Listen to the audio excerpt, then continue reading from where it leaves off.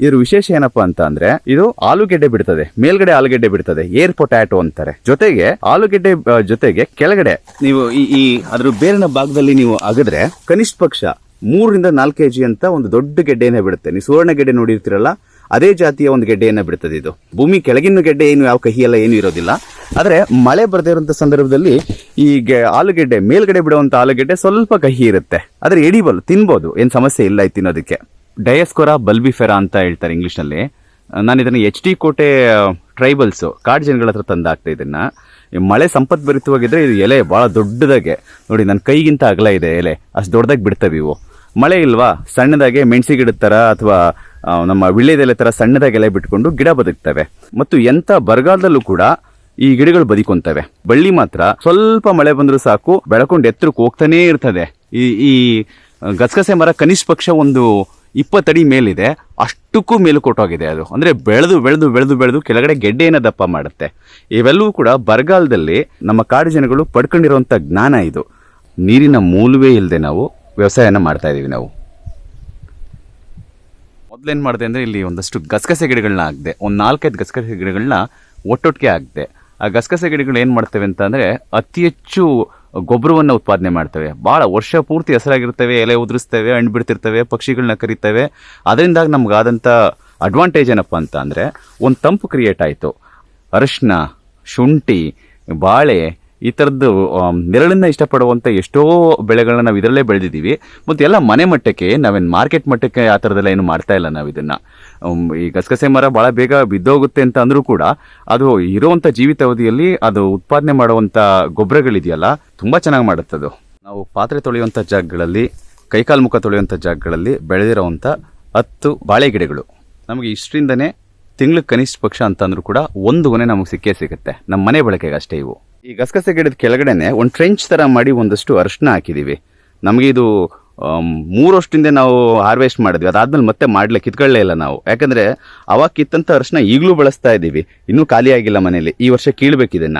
ಬೇಕಿದ್ರೆ ಕಿತ್ಕೋತೀವಿ, ಇಲ್ಲ ಅಲ್ಲೇ ಬಿಡ್ತೀವಿ. ಕೆಲವು ಒಣಗ್ತವೆ, ಕೊಳಿತವೆ, ಮತ್ತೆ ಗೊಬ್ಬರ ಹಾಕ್ತವೆ, ಇನ್ನೂ ಚೆನ್ನಾಗಿ ಬರ್ತವೆ. ಇವು 4 ವರ್ಷದ ನುಗ್ಗೆ ಗಿಡಗಳು. ನಾವು ಇದಕ್ಕೆ ಯಾವತ್ತೂ ಕೂಡ ನೀರು ಹಾಕಲಿಲ್ಲ. ಮೊದಲು ಸಣ್ಣ ಗಿಡಗಳಾಗಿದ್ದಾಗ ನೀರು ಹಾಕಿದ್ವಿ ಅಷ್ಟೇ. ಅದಾದ್ಮೇಲೆ ಮಳೆಗಾಲದಲ್ಲಿ ಸಾಕಷ್ಟು ನೀರು ಈ ಸೂರಿಂದನೇ ಬರುತ್ತೆ. ಆ ಸೂರಿಂದ ಬರೋ ನೀರುಗಳಲ್ಲೇ ಬೆಳ್ಕೊಂಡಿದೆ ಅದು. 3 ವರ್ಷ ಮುಗೀತು, ಈ ಕಾಯಿ ಶುರು ಆಗಿದೆ ಇದರಲ್ಲಿ. ಮತ್ತು ನಾವು ಮಾರ್ಕೆಟ್ ಪರ್ಪಸ್ಗೆ ಏನು ಮಾಡಿಲ್ಲ ಇದನ್ನ, ನಾವು ನಮ್ಮ ಮನೆ ಬಳಕೆಗೆ ಅಷ್ಟೇ ಮಾಡಿರೋದು.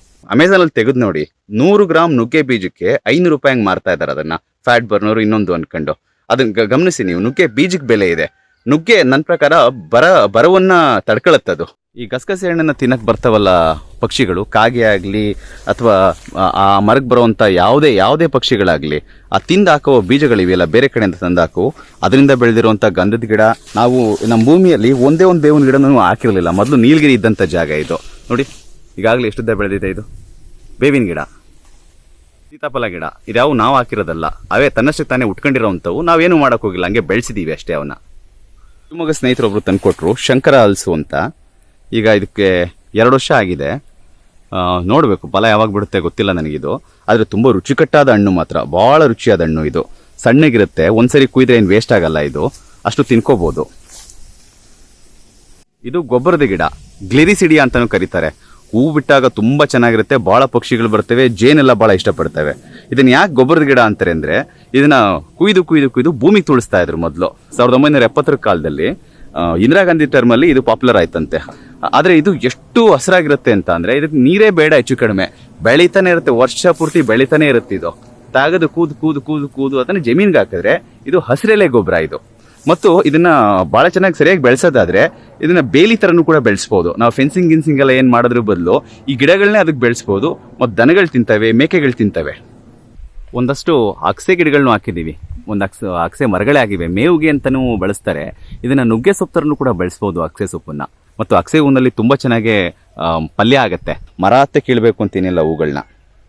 ಈ ಬಿಲ್ ಮಾರಿಸನ್ನ ಪರ್ಮಾಕಲ್ಚರ್ ಮೆಥಡಲ್ಲಿ ಇದನ್ನು ಸ್ವಲ್ಪ ಪ್ರಯೋಗ ಮಾಡ್ತಾ ಇದೀವಿ ಅಷ್ಟೇ. ಅದನ್ನ ಬಿಟ್ಟು ನಮಗೆ ಇಲ್ಲಿ ನಮ್ಮ ಮುಖ್ಯವಾದ ಬೆಳೆ ನಮಗೆ ರಾಗಿನೇ. ರಾಗಿಗೆ ಅಂತ ಒಂದಷ್ಟು ಜಾಗ ಬಿಟ್ಕೊಂಡಿದ್ದೀವಿ ನಾವು.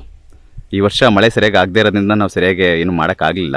ಆದರೆ ಹೋದ ವರ್ಷ ಬೆಳೆದಿರೋ ರಾಗಿ ನಮ್ಗೆ ಇನ್ನೊಂದು 2 ವರ್ಷ ಆಗುತ್ತೆ. 1.5 ಎಕರೆ ನಾವು ರಾಗಿಗೆ ಅಂತಲೇ ಬಿಟ್ಕೊಂಡಿದ್ದೀವಿ.